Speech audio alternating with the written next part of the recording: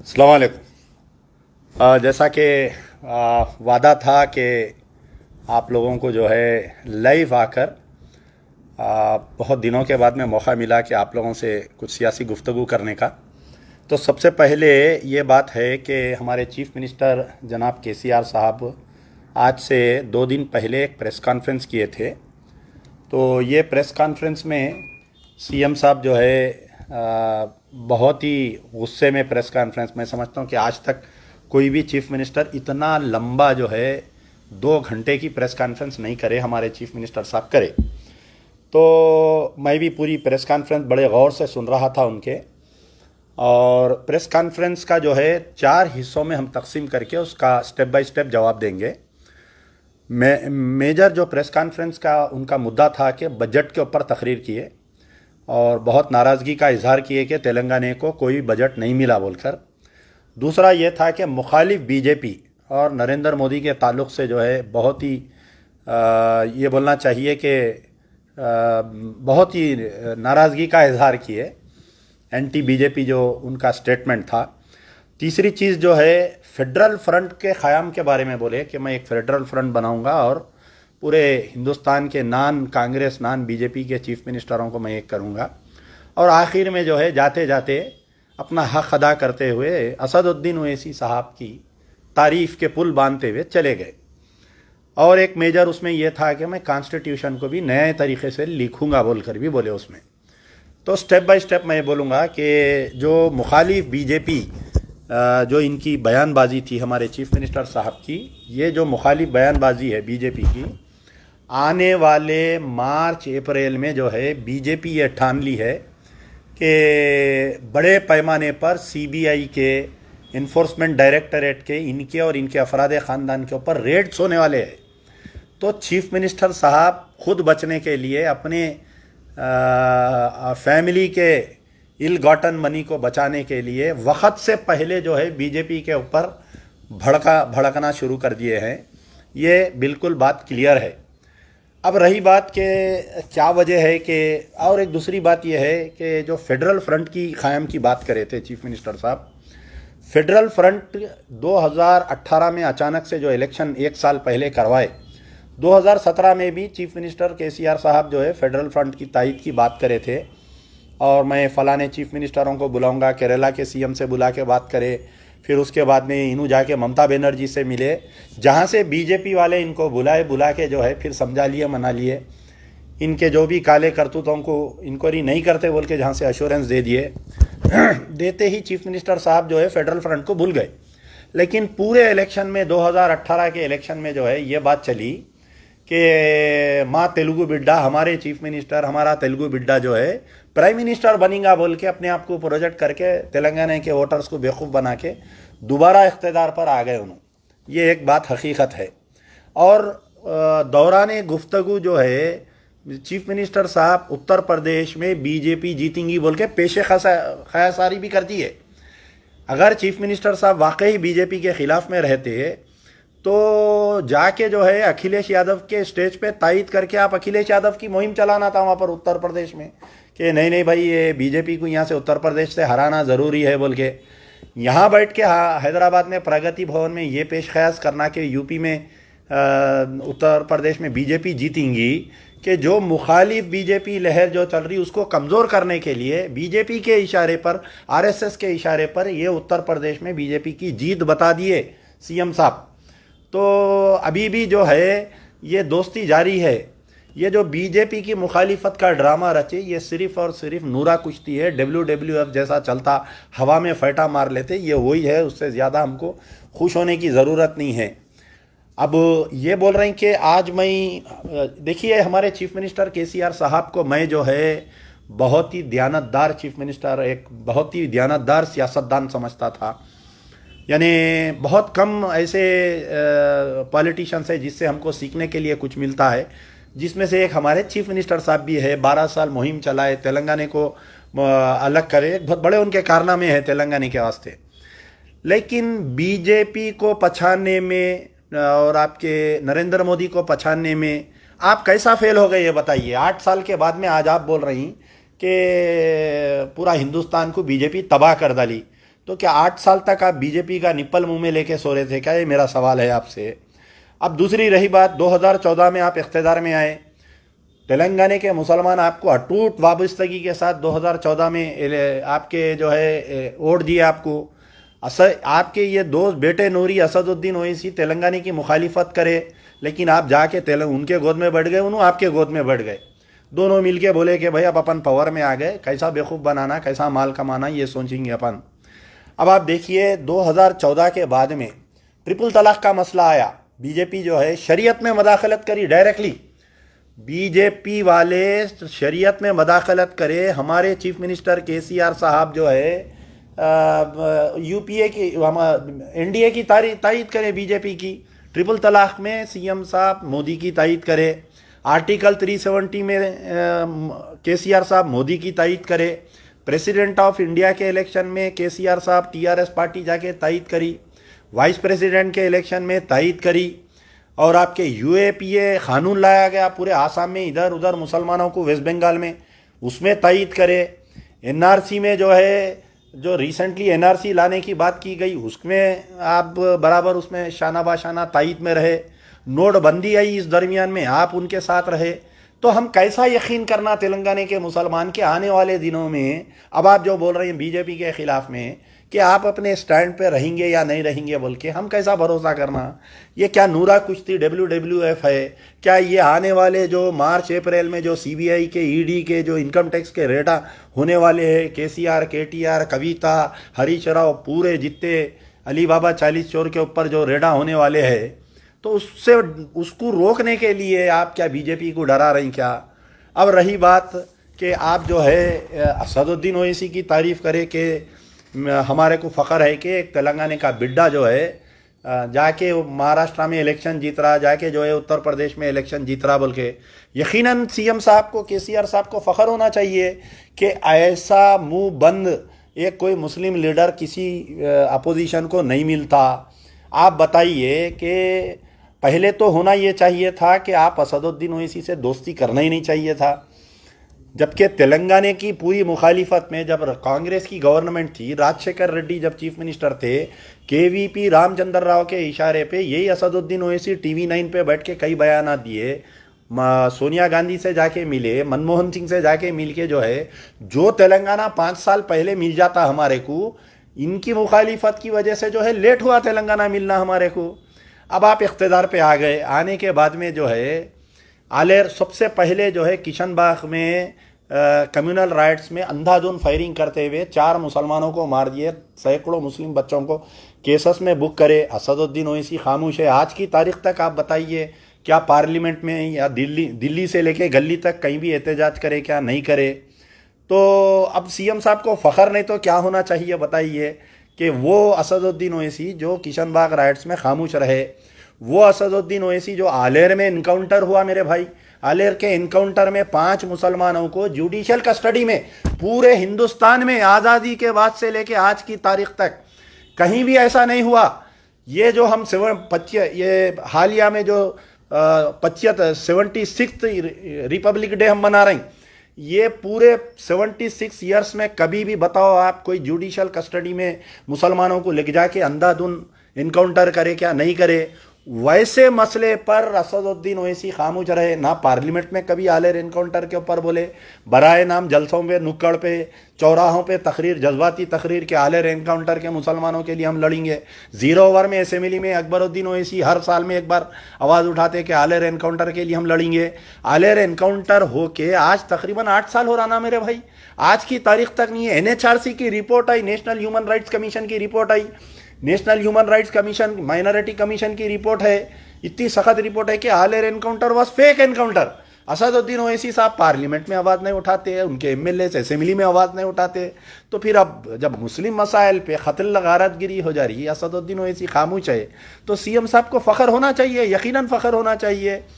12% reservation का जो मसला है, चीफ मिनिस्टर साहब अपना इलेक्शन मैनिफेस्टो में है 2014 के 2018 के कि मैं मुसलमानों को 12% रिजर्वेशन दूंगा। आज की तारीख तक वो चॉकलेट नहीं मिला, अब तक वो चूस लेते बैठे हुए हम 12% रिजर्वेशन का चॉकलेट।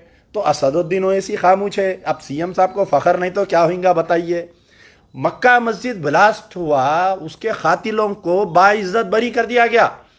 तो चीफ मिनिस्टर साहब जो है बहैसियत सीएम ऑफ तेलंगाना, तेलंगाना की मुकद्दस मुकाम मक्का मस्जिद में धमाका हुआ और जो है खातिल बाइज्जत बरी कैसा हो गए, मैं अपील पे जाता हूँ हाई कोर्ट में बोल के स्टेट गवर्नमेंट की तरफ से अपील पे नहीं गए।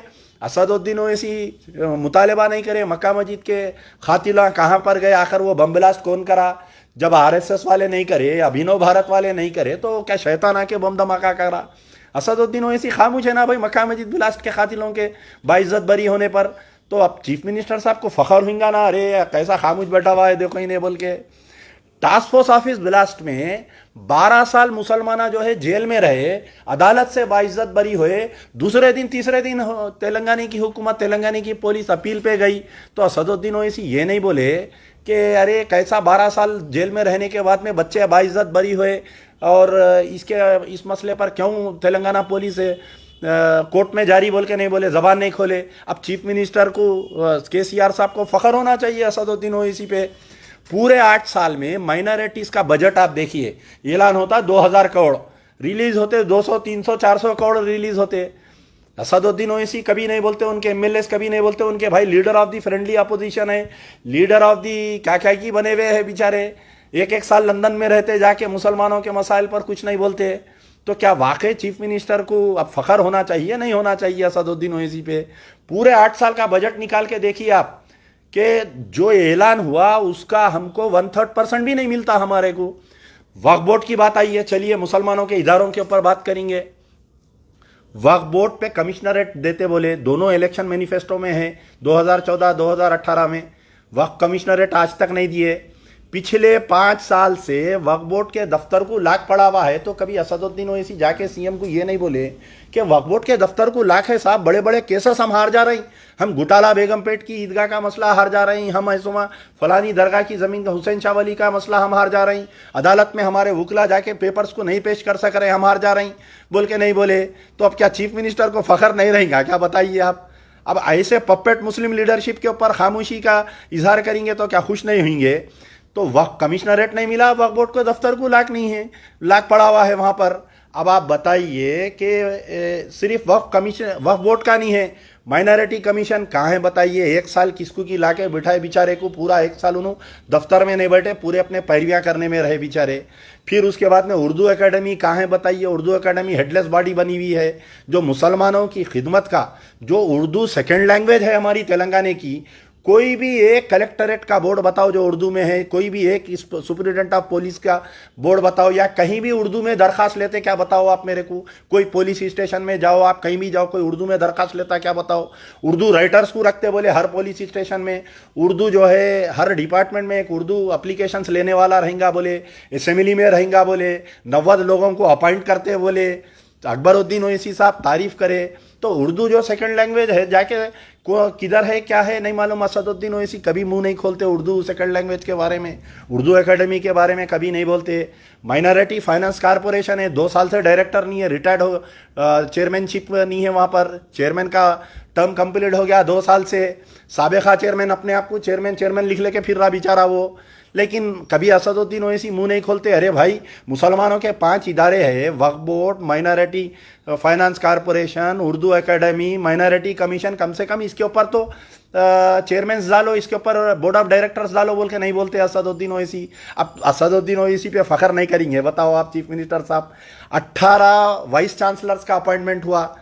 मेजर जो यूनिवर्सिटीज़ है ना हमारे, वहाँ पर जो है हैदराबाद सेंट्रल यूनिवर्सिटी, आपके उस्मानिया यूनिवर्सिटी, ऐसे जो है हमारे 18 यूनिवर्सिटीज़ है हमारे कने, एक पे भी मुसलमान को नहीं। आप बताओ क्या पूरे तेलंगाना में क्या ये काबिल मुसलमान नहीं है जो वाइस चांसलर बन सकता? असदुद्दीन ओवैसी खामोश है। अब चीफ मिनिस्टर को फखर नहीं होगा बताइए? बहुत अच्छा लीडर है ऐसा बोल के, जो मुसलमानों के मसाइल पे नहीं बोलता, चॉकलेट चूस लेते बैठता उन्हें बोल के। एक बात याद आई मुझे, वटोली में एक फिसाद हुआ था, 6 मुसलमान जिंदा जल गए थे। जाना रेड्डी जब होम मिनिस्टर था, असदुद्दीन ओवैसी, एक वीडियो आप देखते, नूरा कुश्ती एहतजाज उसकी गाड़ी के बानट पे मार रहे हैं, उसको रोक रहे हैं। पूरे खातिल बाइज्जत बरी हो गए वटोली के। बहैसियत चीफ मिनिस्टर केसीआर साहब, बहैसियत मुस्लिम लीडर असदुद्दीन ओवैसी, जाके सीएम से बोलना था साहब ऐसा कैसा पूरे वटोली के खातिल बाइज्जत बरी हो गए, फिर से उसका री इन्वेस्टिगेशन करके हाई कोर्ट में अपील पे डालो। नहीं बोले, खामोश रहे। अब चीफ मिनिस्टर साहब फकर नहीं करेंगे क्या, बताइए आप। अब रही बात मस्जिद की शहादत, आप बताइए बीजेपी रूल्ड स्टेट्स में कहीं मस्जिद शहीद नहीं होती, लेकिन अगर मैं ये बात बोलूंगा कि हमारे तेलंगाना में 4 से 5 मसाजिद शहीद हो गए तो कोई भी यकीन नहीं कर रहे, नॉर्थ के मुसलमान आ रहे ऐसा कैसा होता, भाई बोल रही असदुद्दीन ओवैसी है ना वहाँ पर बोल रही। आप बताइए कि जो साबिक़ा में जो कांग्रेस के दौर में एयरपोर्ट की मस्जिद को शहीद कर दिए थे और कांग्रेस के दौर में जो दूसरे मसाजिद को शहीद कर दिए थे तेलंगाना एजिटेशन में, यही महमूद अली साहब एयरपोर्ट की मस्जिद पे आके नमाज पढ़ के बोले कि मस्जिद उमर फारूक की हम तामीर करेंगे, जैसा ही तेलंगाना बनेगा हम सबसे पहला हमारा मुद्दा रहेगा, हम तायद करेंगे बोले। लेकिन वो तो भूल जाइए, वो कांग्रेस के दौर में शहीद हुए सब मस्जिदों को बनाने का, एक खाना मस्जिद को शहीद कर दिए। असदुद्दीन ओवैसी खामोश रहे, सिर्फ खाली इलेक्शन बल्दिया इलेक्शन में अंबरपेट में तकरीर में बोले कि अगर दोबारा मस्जिद नहीं बनेगी तो मैं अंबरपेट को नहीं आऊँगा बोले। लेकिन फिर दूसरा इलेक्शन आ गया, बल्दिया इलेक्शन। आज की तारीख तक क्या बताओ आप, एक खाना मस्जिद के मसले पर कोई मजलिस का एमएलए या कोई मेंबर ऑफ पार्लियामेंट में आवाज़ उठाए क्या असेंबली में कोई आवाज़ उठाए क्या कोई उलमा मशाइखीन की टीम जाके चीफ मिनिस्टर से मिल के वो जो टीआरएस की तायद करे थे, वो जो तायद करे थे इलेक्शंस में उलमा मशाइखीन असदुद्दीन ओवैसी के बोलने पर, कोई जाके मस्जिद खाना के मसले पे आज की तारीख तक बात करे क्या, बताइए आप जो है कोत्तागुडम में जो फॉरेस्ट एरिया है उसमें एक मस्जिद को शहीद कर दिए। असदुद्दीन ओवैसी क्या स्पॉट पे गए क्या, आज की तारीख तक मैं पूछना चाह रहा हूँ। क्या आपके आलेर एनकाउंटर में जो लोगों को शहीद कर दिए उनकी नमाज जनाजा में गए क्या, बताइए आप। क्या उनके मकानों पे गए क्या, आप बताइए। तो ऐसी मुस्लिम लीडरशिप की जो एक खाना मस्जिद की शहादत पे खामोश, कोत्तागुडम की मस्जिद की शहादत पे खामोश, नारायणपेट पे एक आशूर खाने को शहीद कर दिए, 200 साल पुराने आशूर खाने पे उस पर खामोश। तो अब क्या चीफ मिनिस्टर साहब तारीफ नहीं करेंगे कि वाकई हम, मेरे को फ़ख्र है ऐसे मुसलमान लीडर के ऊपर बोल के। सेक्रेटेरिएट के 2 मसाजिद शहीद हो गए, दिन दिवाले शहीद हुए। सबसे पहले अमजदुल्ला खान ट्वीट करके बोला कि मस्जिद शहीद हो गई, तो मेरे को लोग डराए नहीं, अगर वो झूठ निकला तो आपके ऊपर केस बुक होता हो, फलाना होता। पहले असदुद्दीन यानी पहले जो है होम मिनिस्टर का बयान आया कि मस्जिद शहीद नहीं हुई, एक मीनार गिरी बोले। तो फिर बाद में चीफ मिनिस्टर बोले कि गलती से मीनार गिर गई, हम उसकी मरम्मत करते। असदुद्दीन ओवैसी फौरी जाके ट्वीट की तायद करे, ट्वीट खेलते रहे आप तो मस्जिद की शहादत के बाद में।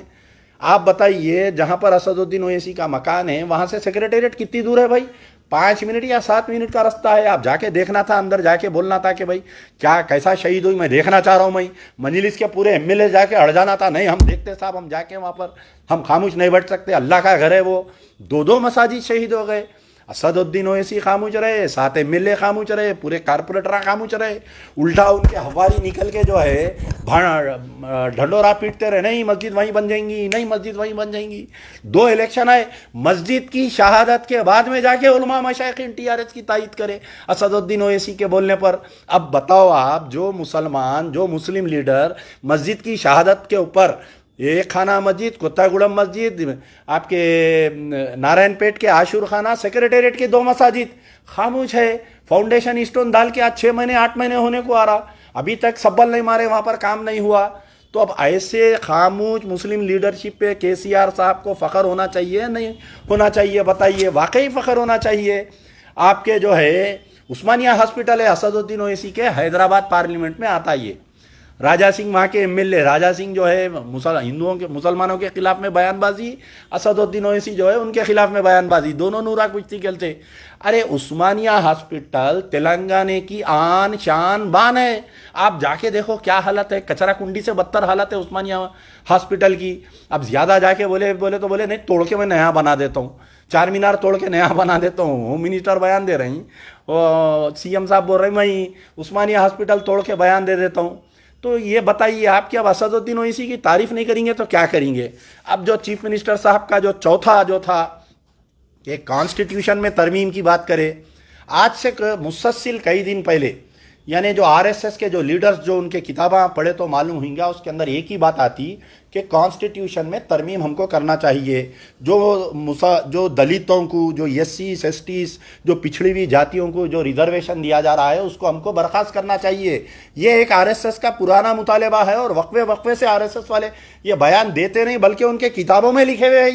ये एक आरएसएस का एजेंडा है कि कॉन्स्टिट्यूशन को तरमीम करना, उसके अंदर रिजर्वेशन पॉलिसी को बर्खास्त कर देना और जो मुसलमानों को थोड़े बहुत जो हमारे को जो राइट्स मिले हुए हैं कॉन्स्टिट्यूशन में, अंबेडकर के बनाए हुए कॉन्स्टिट्यूशन में जो मुसलमानों को राइट्स है उसको नया कॉन्स्टिट्यूशन को रीराइट करते हुए ये पूरे हुकूक को मुसलमानों के बर्खास्त कर देना, ये एक आरएसएस का हिडन एजेंडा है। आज चीफ मिनिस्टर बोल रहे हैं कि मैं जो है नया कॉन्स्टिट्यूशन बनाता हूँ, मैं प्राइम मिनिस्टर बनाता हूँ बोल के, मैं पूरे, तो ये बात जो है ये क्या सीएम साहब की ज़बानी है या आरएसएस के प्रेशर पे इन्हों ये बोल रहे हैं, समझ में नहीं आ रहा है। बीजेपी से नाराज़, आरएसएस से खुश, तो ये कैसे हम चीफ मिनिस्टर के ऊपर ये कॉन्स्टिट्यूशन की बात, ये कहाँ से आई, किधर से आई, ये हिंदुस्तान को, पूरे हिंदुस्तान के मुसलमानों को, ख़ासतौर तेलंगाना के मुसलमानों को सोचना चाहिए। ये जो प्रेस कॉन्फ्रेंस में जो बीजेपी के ख़िलाफ़ में जो भड़काऊ प्रेस कॉन्फ्रेंस करे, ये जो भड़के इनू बीजेपी के ख़िलाफ़ में, ये सिर्फ़ और सिर्फ जो है आने वाले दिनों में इनकम टैक्स रेडों से, ईडी रेडों से और सीबीआई रेडों से बचने के लिए, अपने अपने अफराद ख़ानदान को बचाने के लिए ये भाषण दिया गया है, प्रेस कॉन्फ्रेंस किया गया है। दूसरा जो कॉन्स्टिट्यूशन की बात की, जो तब्दीली की बात की गई है, नया कॉन्स्टिट्यूशन लिखना, ये सीएम केसीआर साहब की ज़बानी नहीं है बल्कि आरएसएस की ज़बानी है। ये फेडरल फ्रंट की जो ख़याम की बात है, ये सिर्फ और सिर्फ just to bargain a good business from the BJP, ये फेडरल फ्रंट की बात की गई है। अब असदुद्दीन ओवैसी साहब की तारीफ़ के बारे में तो पूरा पोस्टमार्टम कर दिया मैं कि क्यों असदुद्दीन ओवैसी साहब को इनको पसंद है। अब इनको नहीं तो क्या हमको पसंद करेंगे क्या केसीआर साहब, बताइए। नहीं बोलेंगे अमजदुल्ला खां अच्छा लीडर है, असदुद्दीन ओवैसी ख़राब लीडर है। हम तो मुसलमानों के वास्ते लड़ते ना भाई, कोई भी रहने पावर में, चाहे कांग्रेस रहो टीआरएस रहो, हम तो बाप बुलंद लड़ेंगे। हम इंशाल्लाह लड़ते थे, लड़ते हैं, लड़ते रहेंगे इंशाल्लाह। यार जिंदा सोबत बाकी।